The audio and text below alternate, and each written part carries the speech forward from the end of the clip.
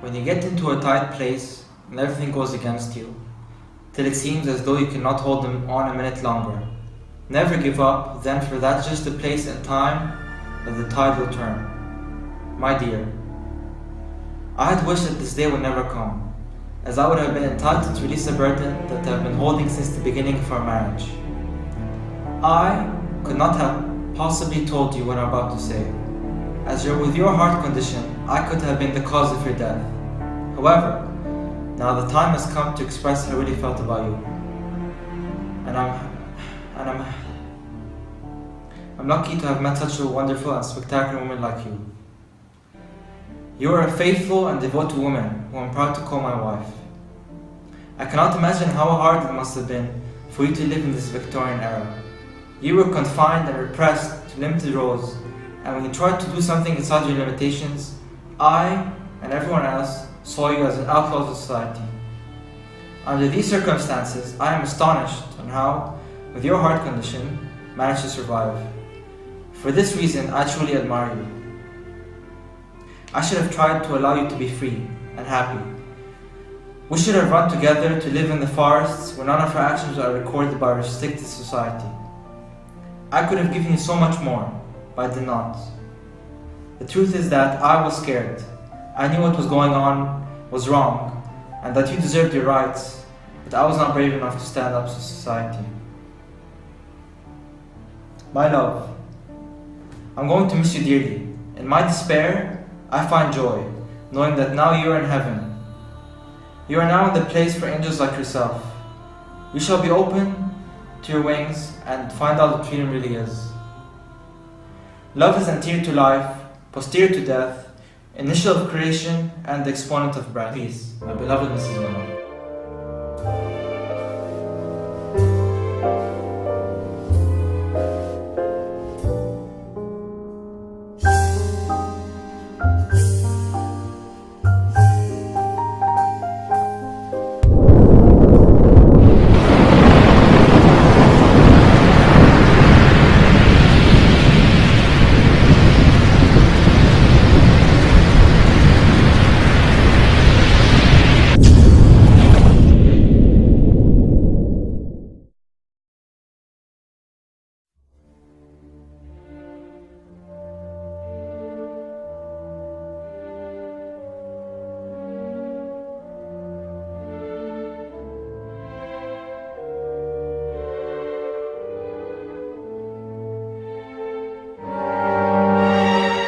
Great is the Lord, and greatly to be praised.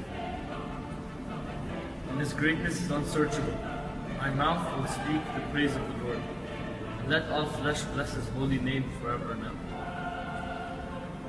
He said then, on behalf of my small family, you're welcome again.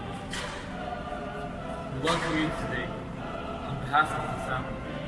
Louise Mallard was a great friend to many of you. We gather to remember her.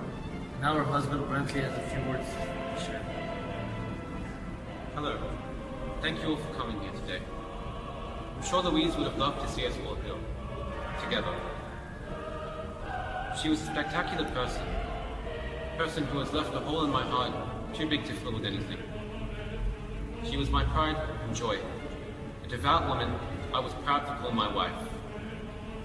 When I think about Louise, I reflect on the good times we shared, the bad ones too. As the memories come back to me now, I can't help but feel like I let her down. To say we had a perfect marriage wouldn't be true. Like many couples, we had our bad moments. More often than not. Thinking back now, I see the opportunities I missed to cherish every single moment I had with her. The mistakes I foolishly made, I can no longer make up for. I would rather think of us in our happiest moments. But was that our reality, I asked myself. She had the kindest heart, and I took her for granted. I lived my life until now, freely, and without consequence. But my only regret is that she didn't get to live hers. Through our struggles regardless, I know she loved me as I loved her. In fact, I've convinced myself that her love for me was the death of her. After being told I had died in an accident, the news must have been too much for her. To find out that I was alive after all that time must have been too much for her to bear. As the doctors said, the kind of joy that kills. However, I draw comfort thinking of her now in a better place. Loved and treasured in a way that I never could. For all the love she gave to me and those around her, she deserves the peace I hope she'll find. Everyone will now be able to pay their individual respects to Louise, my wife. And once again, thank you for all coming here and being with me during this difficult time. Thank you.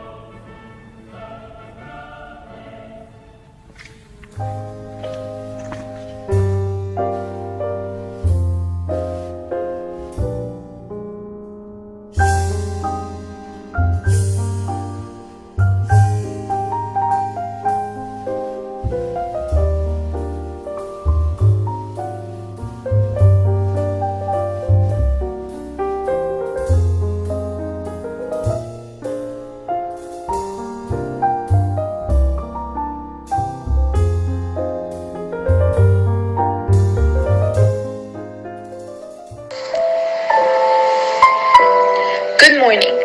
Thank you all for taking the time to be here today to memorialize my dear friend Louise Mallard.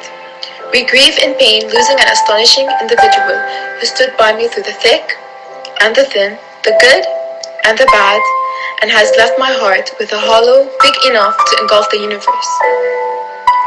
Louise was a faithful and intellectual woman who I am honored to call a friend. We spent many years enjoying each other's company, during which I always tried to be a friend she deserved and to make her happy. Yet, lately all the remembrance of her and myself have come in rushing back to me in a stream of emotions. And after rethinking our memories, I feel I have not done enough. It ruins me, at this instant, to realize that I did not admire every moment of every minute I spent with her. Louise was an incredible being, such a supportive character, an irreplaceable part of my heart, my rock. Sometimes we'd scream, or cry, or laugh until tears come flowing down like never before. We're an imperfectly perfect pair. Most would say we had an ideal life, but I disagree. We had a superb life together. Love was so strong, so firm, it was impossible to destroy. Louise helped me. She gave me confidence, amazing guidance, and great balance in this planet we call home. This was the kind of friend every person dreamed of having, and I was lucky enough to have one. Louise never feared to voice her emotions. She had an opinion about everything, a quality about her that I loved. The grief of my friend's death has still yet struck me. I still expect Louise every Saturday morning to be waiting for me at home, sitting by the television with a cup of tea in hand, jotting down recipes as she listened on. However, we all must accept the fact that Louise is physically no longer with us, but the memories will live on forever. She is a woman that no one can forget. I can imagine at this moment she is looking down, grinning and definitely criticizing our fashion sense this morning. We love you, Louise Mallard. I love you. And one day we shall reunite together in heaven. I'm positive that she, Louise, is the most passionate, caring and beautiful angel heaven has ever received. They will value her in ways I fail to do. For now, I say a prayer that life belong for all of us. Thank you for being present for Louise today. Everyone will now be able to pay their individual respects. Once again, Thank you.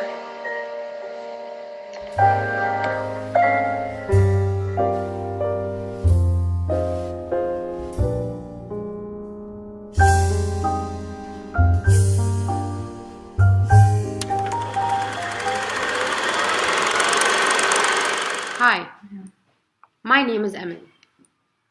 Many of you have been wondering why I acted the way I did in the past. In this video, I'll be talking to you about how the people close to me affected my attitude and the actions towards the people around me. I've been through many harsh events that led to where I stand now. Hi, Father. I wish you were still here to listen to this, but I guess it's too late. I just wanted to let you know how you changed me. You tortured me.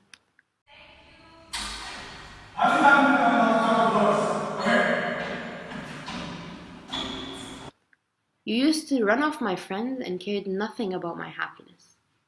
You left me without teaching me the skills that I needed to succeed in my life. You are the reason why I didn't find happiness in my life.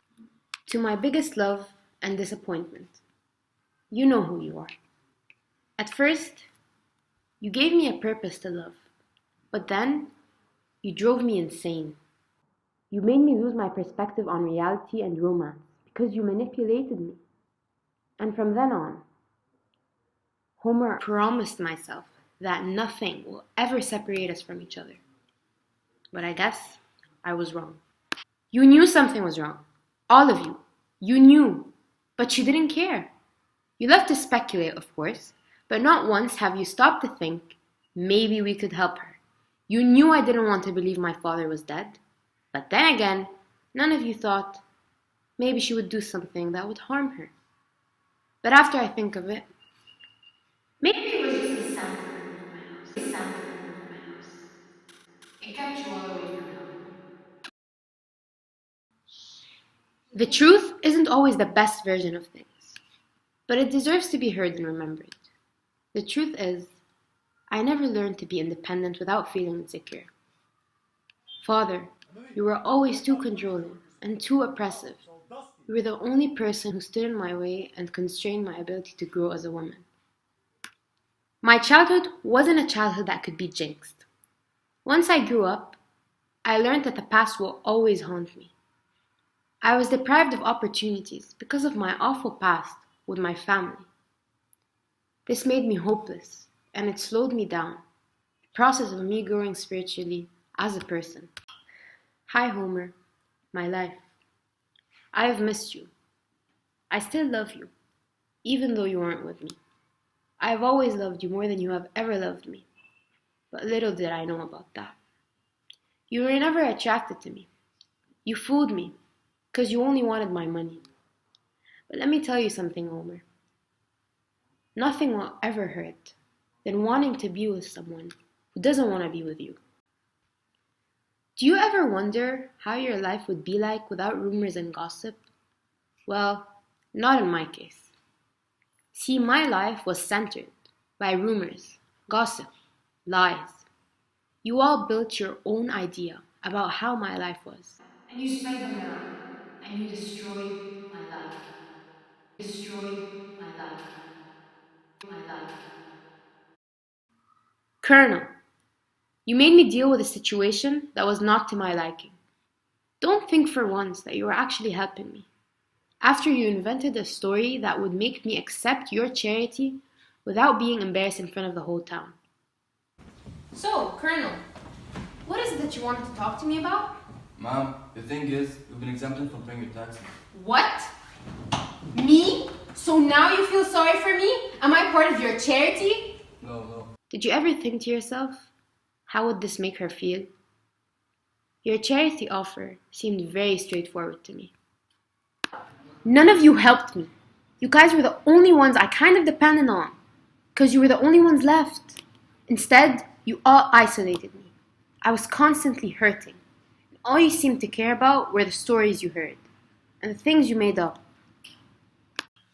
When the town was finally doing me something good, you all planned to visit me, to fight me, and to tell me to pay my taxes. People have been talking and they're saying that it's unfair that they have to pay taxes and you don't.